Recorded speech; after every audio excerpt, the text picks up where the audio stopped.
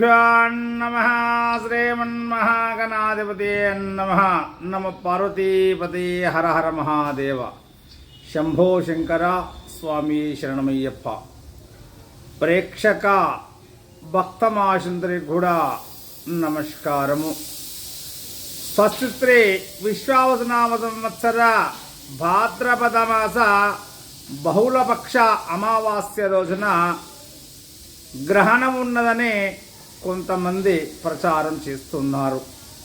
కానీ గ్రహణం ఉన్నది, కానీ భారతదేశంలో ఎక్కడా కూడా కనిపించదు.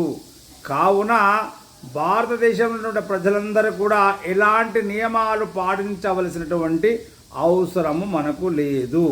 యథావిధిగా అమావాస్య రోజున పితృదేవతలకు తర్పణాలు వదలడము, దాన ధర్మాలు చేసుకోవడము, పిండ ప్రదానాలు చేసుకోవడము, పితృపూజా కార్యక్రమాలన్నీ కూడా సజావుగా సాగించుకోవచ్చును.